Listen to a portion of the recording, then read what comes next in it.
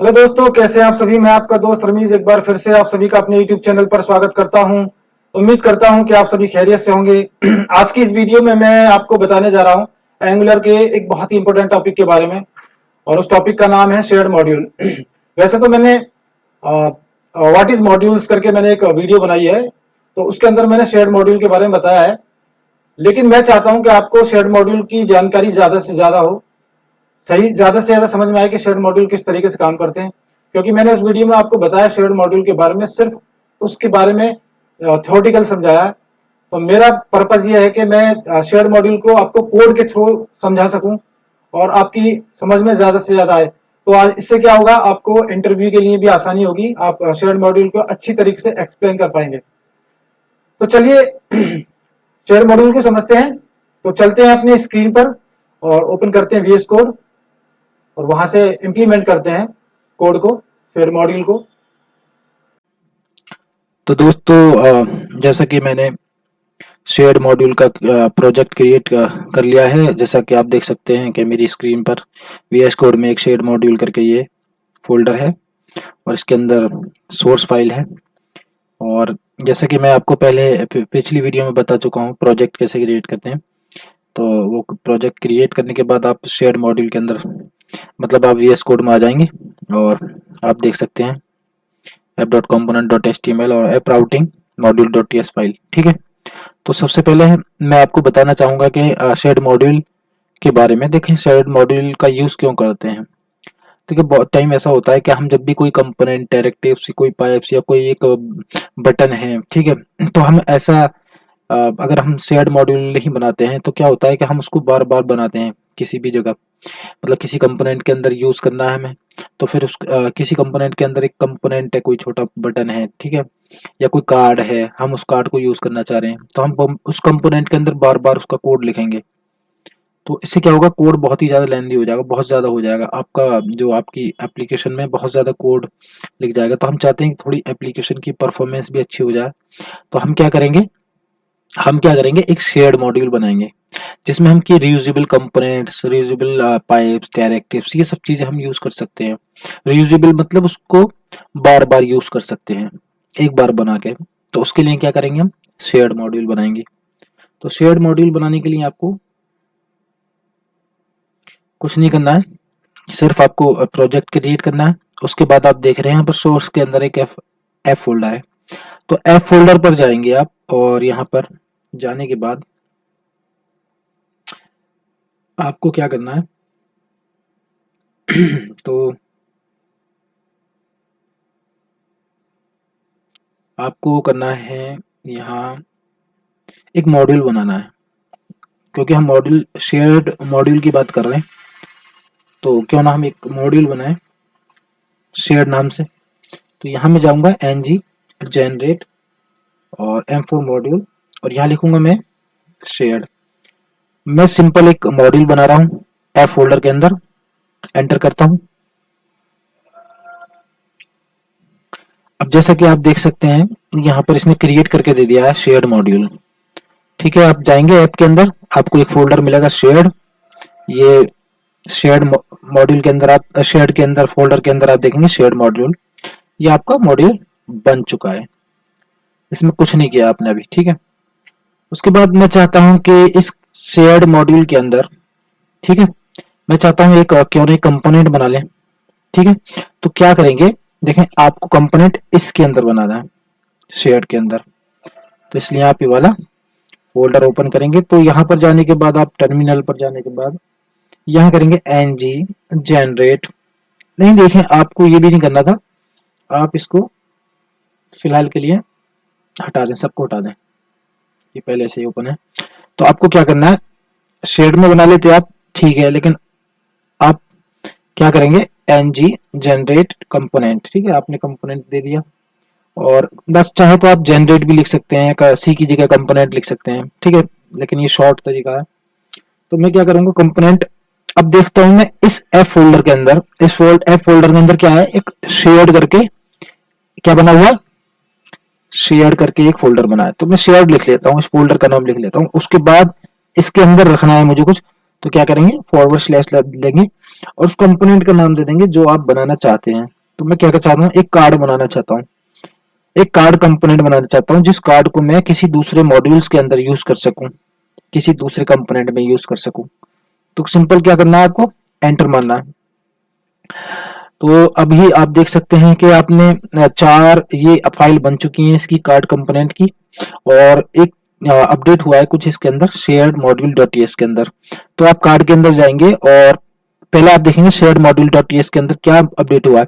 जो भी आपने कंपोनेंट बनाया है उस फोल्डर के अंदर, मॉड्यूल के अंदर, वो आपका यहाँ इंपोर्ट हो गया। ठीक है, तो ये आप बहुत ही इंपॉर्टेंट चीज है, इसका ध्यान रखें। तो उसके बाद आपको ये पता चल गया कि आपने जो भी कंपोनेंट बनाया है वो इसके अंदर रजिस्टर हो गया, सॉरी इंपोर्ट नहीं, रजिस्टर हो गया। डिक्लेरेशन के अंदर जाके वो उस मॉड्यूल के अंदर रजिस्टर हो गए। देखें मॉड्यूल क्या होता है, मॉड्यूल के अंदर हम कंपोनेंट, डायरेक्टिव्स, पाइप्स, ये सब चीज रजिस्टर करते हैं उसके खुद के। तो इसी तरीके से हमने शेयर्ड मॉड्यूल बनाया, तो इसका खुद का ही कंपोनेंट होगा जिसको हमने इसके अंदर रजिस्टर कर दिया है। तो मैंने जैसे बेसिकली आप देख रहे हैं कि मैंने आपके सामने ये card component dot TS file बनाई है। तो इसमें क्या करेंगे हम, यहाँ डालूंगा मैं @ ठीक है, इनपुट, यहाँ डालूंगा मैं इनपुट, ये इनपुट, देखिए मैं कैपिटल में डालूंगा आई को, इनपुट। ठीक है, और देखें आपको ये टाइटल देना है मुझे इस कार्ड के अंदर, तो वो खुद दे रहा है कि टाइटल। ठीक, तो इनपुट देके आप क्या करेंगे, पैरेंथेसिस लेंगे और यहाँ देंगे टाइटल, टाइटल टाइप दे देंगे स्ट्रिंग, और इसके बाद देंगे आप एम्प्टी। ठीक है, ये सेमीकोलन देना ना भूलें। और दूसरा आपका डिस्क्रिप्शन दे रहा है, तो मैं डिस्क्रिप्शन ले लेता हूँ। ठीक है, एक्सेप्ट कर लेता हूँ उसको। ठीक है, और कुछ नहीं देना मुझे, फिलहाल दो ही चीज देनी है। तो ये इनपुट में कुछ इशू है, तो इसमें क्या करते हैं, कोड से ले लेते हैं इनपुट को। डिस्क्रिप्शन ले लें या कंटेंट ले लें, जो भी आपका। ठीक है, डिस्क्रिप्शन ही ले लेते हैं, कोई इशू नहीं है। अब क्या करते हैं हम, यहाँ इसकी HTML में जाएंगे। देखें आपने TS फाइल बना लिया, तो आपको जाना पड़ेगा TS फाइल के अंदर, उसके अंदर HTML के अंदर। तो आप क्या करेंगे, डिव देंगे आप यहाँ पर, और देखें आपने जैसे ही दिया तो उसने खुद ब खुद अपना दे दिया सजेशन। तो सजेशन पे हम एक्सेप्ट कर लेते हैं। तो टाइटल और डिस्क्रिप्शन ले लिया, लेकिन मैं एक काम वो करता हूँ यहाँ, क्योंकि मुझे ना कार्ड के लिए अंदर कुछ CSS भी करनी है। तो बस सिंपल आपको लिखना है कार्ड, ये CSS के लिए। अब देखो आपका HTML हो गया। अब इसके बाद आपको क्या करना है, डॉट कार्ड, कुछ नहीं करना है, बस आपको यहाँ आपको CSS लिख देनी है इसकी। तो CSS में आप दे सकते हैं बॉर्डर देंगे आप 1px। ठीक है, और सॉलिड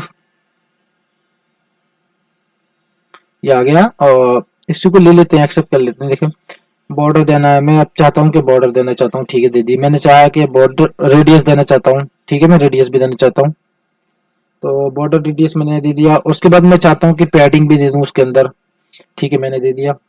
और उसके बाद मैं बैकग्राउंड कलर भी चाहता हूँ, यहाँ मैं इसके बाद बैकग्राउंड कलर ले लेता हूँ। बैकग्राउंड कलर में ले लेता हूँ इसका, मैं ले लेता हूँ चलें वाइट टाइप का, F4। ठीक है, और मैं चाहता हूँ कि मार्जिन, देखिए मैं मार्जिन बस खाली बॉटम से ही लेना चाहता हूँ फिलहाल। ठीक है, और इसको हटाता हूँ यहाँ से, और इसको दे देता हूँ मैं 10px। ठीक है, ये देखें आपका ये आपकी CSS हो चुकी है इसकी कार्ड की। ठीक है, तो यहाँ तक आपको समझ में आ गया होगा। उसके बाद क्या करते हैं हम, जो मैंने शेयर्ड मॉड्यूल फाइल बनाई है, तो इसके अंदर चलता हूँ मैं, shared dot module dot TS file के अंदर। ठीक है, तो यहाँ पर आप देख सकते हैं, यहाँ पर कार्ड कंपोनेंट आ गया है, और एक्सपोर्ट्स का भी इसमें एक प्रॉपर्टी बना लेते हैं। ठीक है, यहाँ देखें आपने खुद दे दिया उसने, तो कार्ड कंपोनेंट दिया। इसमें आप एक्सपोर्ट कॉमन मॉड्यूल भी कर सकते हैं। देखिए आप कॉमन मॉड्यूल भी एक्सपोर्ट कर सकते हैं। तो आपका कॉमन मॉड्यूल आपने इंपोर्ट किया था, तो आपने एक्सपोर्ट, देखें शेयर्ड मॉड्यूल में जब भी आप काम करेंगे तो आपको एक्सपोर्ट देना ही है। ठीक है, एक्सपोर्ट, क्योंकि आपको क्या एक्सपोर्ट करना है, कार्ड कंपोनेंट। इस कार्ड कंपोनेंट को आपको एक्सपोर्ट करना है, ठीक है। और यहाँ पर आपने एक्सपोर्ट कर रखा है शेयर्ड मॉड्यूल। इस शेयर्ड मॉड्यूल को आप कहीं भी यूज कर सकते हैं, ठीक है। तो अभी एक्सपोर्ट भी हो गया इसका कंपोनेंट, और ये खुद शेयर्ड मॉड्यूल को हमने एक्सपोर्ट कर दिया। तो अब क्या करेंगे हम, प्रोडक्ट जो आपका अब क्या करेंगे हम, सबसे पहले हम चलेंगे, देखिए हमारा ये शेयर्ड जो फोल्डर है हमने बना दिया। अभी मैं चाहता हूं एक फोल्डर और बनाऊं। एक फोल्डर मीन्स एक मॉड्यूल और बनाता हूं जिसके अंदर मैं शेयर्ड मॉड्यूल को यूज करना चाहूंगा, मतलब मैं रीयूजेबल कंपोनेंट्स को यूज करना चाहूंगा। तो उसके लिए क्या करेंगे, ng generate m4 module products. ये प्रोडक्ट्स ले लिया मैंने, स्पेलिंग ठीक है, बिल्कुल ठीक। इसके बाद मैं चाहता हूं कि ये प्रोडक्ट्स मॉड्यूल बनाऊंगा, तो मैं चाहता हूं उसके अंदर एक routing.ts फाइल भी हो। तो क्या करूंगा, डबल हाइफन करके राउटिंग लिखूंगा मैं। तो जैसे ही मैं राउटिंग लिखूंगा और एंटर मारूंगा, अब आप देखना क्या चेंजेस होंगे इसके अंदर।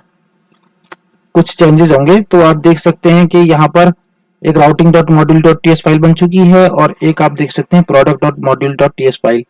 मतलब आप इस प्रोडक्ट के अंदर जाएंगे तो आपको दो मॉड्यूल, एक इसके module.ts बना दिया, और मैंने ये लिखा है इसकी वजह से डबल हाइफन राउटिंग, तो इसकी वजह से ये प्रोडक्ट राउटिंग बन चुका है, ठीक है।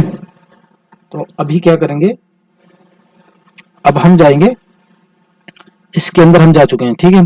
तो मैं चाहता हूं यहाँ राउटिंग में, यहाँ मैं डालूंगा पाथ, देखिए यहाँ पर मैं डालूंगा पाथ, सेमी कॉलन दूंगा, और यहाँ पर मैं दूंगा एम्प्टी, ठीक है। उसके बाद मैं दूंगा यहाँ पर कंपोनेंट में product component, product list component, product. अच्छा, मैंने अभी कंपोनेंट नहीं बनाया, तो मैं पहले क्या करता हूँ यहाँ पे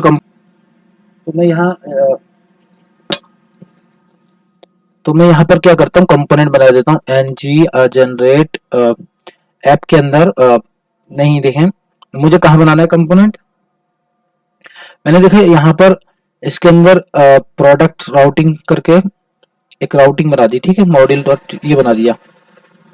अब इसी के अंदर मुझे कंपोनेंट बनाना है, तो ठीक है, पाथ दे दें आप ng जनरेट C4 कंपोनेंट, और मैं दे देता हूं इसका नाम प्रोडक्ट्स। और प्रोडक्ट्स नहीं, मैं चाह रहा हूं कि इस प्रोडक्ट्स जो आपने बनाया ना, प्रोडक्ट्स ये फोल्डर, इस प्रोडक्ट्स के अंदर प्रोडक्ट लिस्ट करके एक कंपोनेंट बना रहा हूं, ठीक है।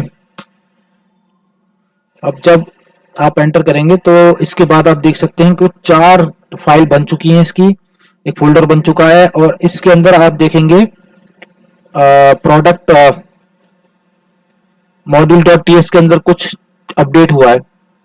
तो अपडेट क्या हुआ है, देखें जब भी आप कोई कंपोनेंट बनाते हैं किसी मॉड्यूल के अंदर, तो वो उसके अंदर सबसे पहले डिक्लेरेशन में जाता है, मतलब वो रजिस्टर हो जाता है उस मॉड्यूल के अंदर।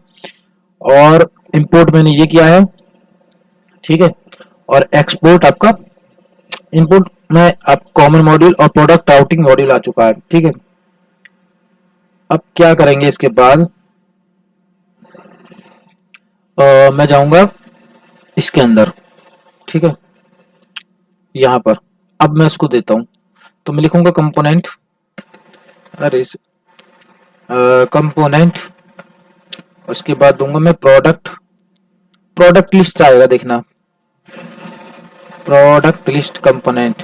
देखें अब ये इंपोर्ट हो चुका है, जब मैंने बनाया नहीं था तो इंपोर्ट कैसा होता, तो ये यहाँ पर ये पूरी तरीके से इंपोर्ट हो चुका है। इसके बाद आपने प्रोडक्ट, अच्छा अब आपने क्या जाना है, आपने जाना है यहाँ, ठीक है। अब आप यहाँ जाएंगे product.module.ts। अब देखें ये एक ऐसा मॉड्यूल है जहां पर हमें शेयर्ड मॉड्यूल को यूज करना है। शेयर्ड मॉड्यूल को हम अलग अदर मॉड्यूल्स में यूज कर सकते हैं, ठीक है। तो हम क्या करेंगे, यहाँ पर हम इसको इंपोर्ट करेंगे, शेयर्ड मॉड्यूल आप इंपोर्ट करेंगे हम। तो अब इस शेयर्ड मॉड्यूल को आप इसके अंदर यूज कर सकते हैं, ठीक है। अब इससे क्या फायदा होगा, आपने शेयर्ड मॉड्यूल यहाँ यूज कर लिया, इंपोर्ट कर लिया, तो इस शेयर्ड मॉड्यूल को यूज करने के बाद आप इसके किसी भी कंपोनेंट में उस शेयर्ड मॉड्यूल के किसी भी कंपोनेंट को यूज कर सकते हैं। ठीक है, तो अभी हमारा ये काम हो चुका है। अभी मैंने जो प्रोडक्ट लिस्ट बनाया है इसके अंदर मैं चलता हूँ, product.list.component.html के अंदर जाता हूँ। तो देखें यहाँ पर मुझे HTML दिखाना होगा। तो मैं क्या करूँगा, यहाँ पर सबसे पहले मैं क्या करता हूँ, H2 करके बना लेता हूँ और इसके अंदर लिख देता हूँ मैं प्रोडक्ट लिस्ट। ठीक है, प्रोडक्ट, ये आ गया,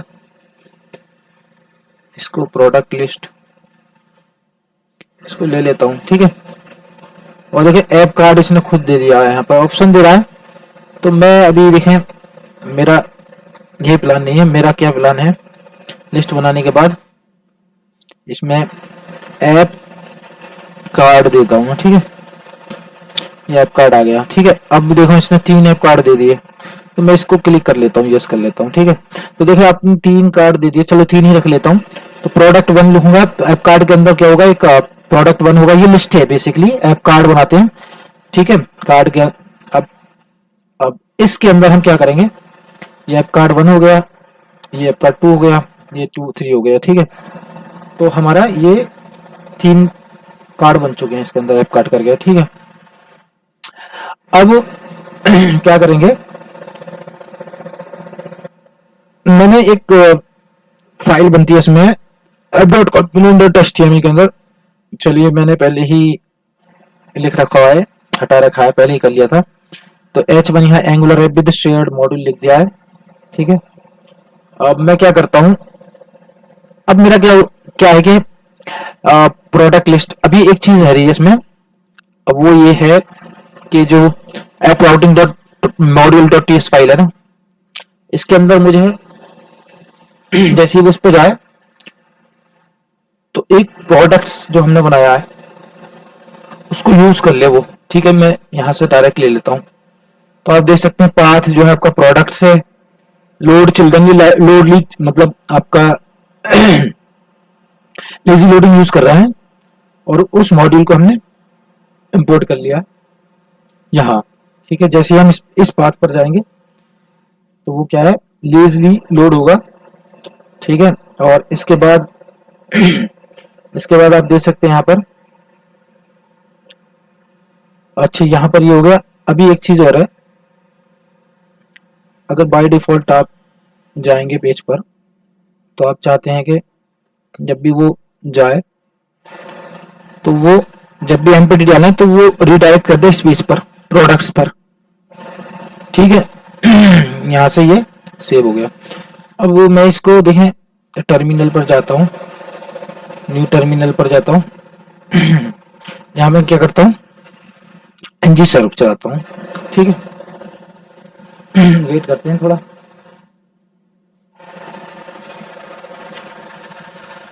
अब मैंने यहाँ प्रोडक्ट लिस्ट दे दिया, product.html, ये 3 इस पेज पर जाएंगे आप।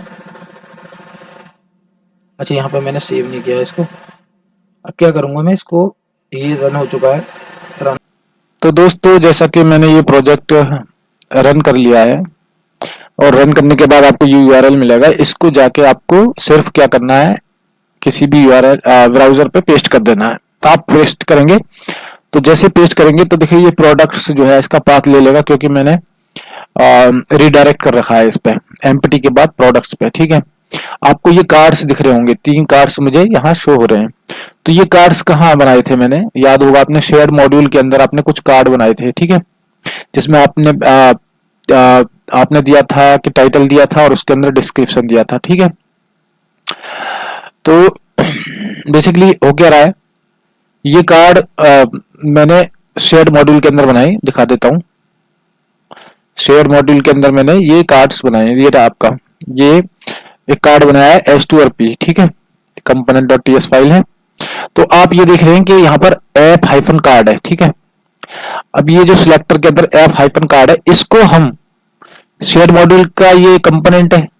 अब इस कंपोनेंट को हम शेयर्ड मॉड्यूल को इंपोर्ट करके जैसे मान लिया हमने product.module.ts फाइल के अंदर शेयर्ड मॉड्यूल को इंपोर्ट किया और इंपोर्ट करने के बाद उस शेयर्ड मॉड्यूल के कंपोनेंट को हमने यहाँ यूज किया है ऐप हाइफन कार्ड, तो वो हम यहाँ शो करा रहे हैं। तो रीयूजेबल कोड देखें आप अब बार बार यूज कर पा रहे हैं, देखें यहाँ पे भी यूज कर लिया आपने, फिर यहाँ भी यूज कर लिया, फिर यहाँ भी यूज कर लिया, तो ये इसका एक फायदा है शेयर्ड मॉड्यूल का, ठीक है। और दूसरी चीज ये है कि ये शेयर्ड मॉड्यूल आपने इंपोर्ट किया, लेकिन जहन में आ सकता है कि आपने यार वो नहीं किया, आपने क्या कंपोनेंट तो आपने ये इंपोर्ट नहीं किया। जैसे कि मैं यहाँ shared module dot TS file के अंदर कॉमन मॉड्यूल और कार्ड कंपोनेंट को एक्सपोर्ट कर रहा हूँ, लेकिन ये जहन में आ सकता है कि कार्ड कंपोनेंट क्यों इंपोर्ट नहीं किया। देखिए आप जब भी कभी शेयर्ड मॉड्यूल को इंपोर्ट कर लेते हैं तो वो आपको इंपोर्ट करने की जरूरत नहीं होती, उसके कंपोनेंट वो खुद ब खुद जो है इंपोर्ट हो जाएंगे शेयर्ड मॉड्यूल के साथ, मतलब वो खुद यूज कर लेगा।